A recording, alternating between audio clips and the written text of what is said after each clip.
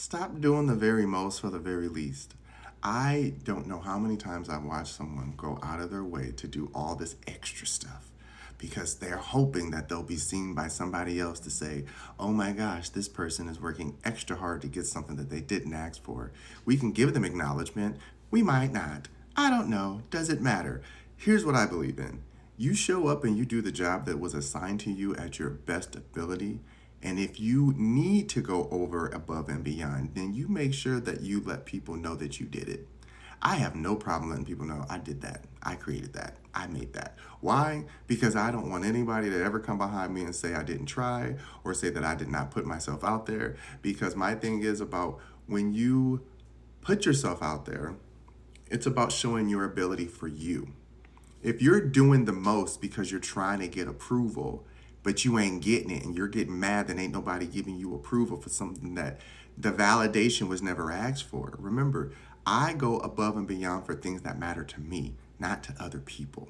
That's the key factor. When you're trying to go above and beyond for things that don't matter to you, but you know it matters to someone else, so you're trying to get their approval, one or two things going to happen. They're going to say, oh my God, thank you so much. Or they're going to look at you like this, kiss up. They think they're going to come in and take my position, right?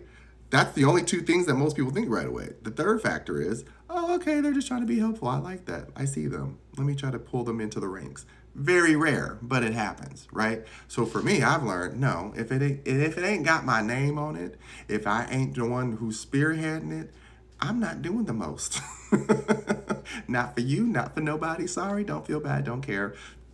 You can make me try to care, but I won't, because here's the reason why. When you become a people pleaser, that's what happens. People see that they could take advantage of you, and they will get mad at you when they see that they can't because you always let them do it. So that's why I'm like, I'm not going to go out of my way to be a people pleaser, because even though they're like, oh my gosh, you're so amazing, thank you, thank you, thank you, you're still not seeing any rewards. You're still not seeing no money. You still ain't seeing no upgrades. You just sitting in the same place, doing the most, burning yourself out. For who? For what? For why?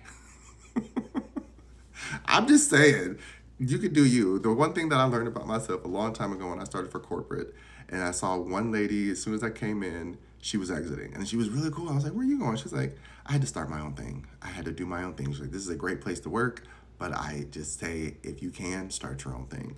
And at first I was like, okay, I didn't really understand what she meant until about a year or two in when I was like, corporate is literally the same thing every day, all day. Nothing changes at all. There might be a few like, oh, fire moments, but they're never really fires because they're made up. They're fictitious. It's all not real. You're just playing with numbers of somebody else's bank account until you complete some project and then they give you this money, right? I mean, nothing's real until it's real, until it's tangible. So this is the moment where I was just like, okay, I need to start my own business.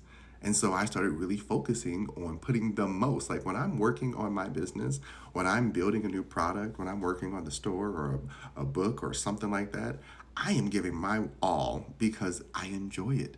And it brings me happiness and joy, right? That's the thing that makes me thrive is my joy. I think a lot of people get mixed up and think that that's being selfish, but it's like, it's only selfish if it's at the expense of others. But if I'm sitting alone in a room by myself all the time, who am I supposed to entertain? Myself. And so I've learned to bring joy to myself doing the things that I believe in, that I choose to invest time in. So I will always do the most for the things that are going to benefit my joy, my happiness, my well-being, my future outcome, whatever that might become, right? That's the whole point. So then whatever comes out of it, it's not because I feel like I'm losing something, right? It's like, well, it's my investment, it's my creation, so it's there always for me and for others to enjoy and share. There's no loss there. But if I'm putting my 100% all and 110 and 120% to a corporate job where my name ain't on nothing, and they don't care who I am, as long as that report is complete by this deadline, EOD, this day, that's all that matters to them. You are not a face or a name. You're just a department, a number. And I will never give all of me to any place that, again, I am not a part of the people who own it or I can co-create and have some say in it. I advise many of you to take this mindset on. I'm not saying go out there and be lazy. I'm not saying give bad customer service. I'm not saying be rude to people because you don't care about this job. What I'm saying is do what you have to do to keep your livelihood and survive and thrive, but also keep creating something on the side or in the midst of whatever you're doing in this life that brings joy and balance to you. Because when you keep creating, you're going to be so surprised how things grow. Like all of this, like if you go to my website, everything there started from one blog, just one blog. My company let me write a blog and I loved it. And I was like, I want to write. And I started writing every day. And then that got me into doing books. And then the books led into coaching. And then the coaching led into courses and other things. And then everything just kind of snowballed. And now it's this thing that I really truly believe in and I love doing, right? That's what life is about. That's where you're supposed to put the most in because you will always reap the reward, even if it's not monetary. Just the joy of seeing how it helps other people, seeing the joy that it brings to myself, seeing the ease that it brings to my life. Believe it or not, you know, a lot of people say like it's nonstop work to be an entrepreneur, but it is so worth it when you get to see the things that are in your head become reality. And then you feel like, wow, that's a piece of me.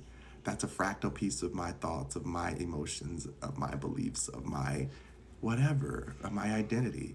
And that makes me feel good. And there's nothing wrong with that. That's why I tell people if you're going to get into social media, if you're going to get into the influencer stuff, do it because you love doing it. Do it because you are good at something that you want to bring to people. Don't just do it because people like when you become a character. Because once you become that character, you're stuck. And if you break that character, people are going to be mad at you. Because in their mind, you're this thing there to entertain them. And that's where I do not diss anyone, but I don't want to get stuck there. I am here to share my experience and hope that it resonates with some others and have a tribe of energy of people who just like to talk and listen to storytelling and someone else talk about whatever, right? Because that's literally why I go on. Sometimes I just go onto a podcast or a YouTube video. There's some people I just love listening to their voice. I don't even care what they're talking about. I just like their voice. There's some people I love how they put their videos together, so I watch it for the editing.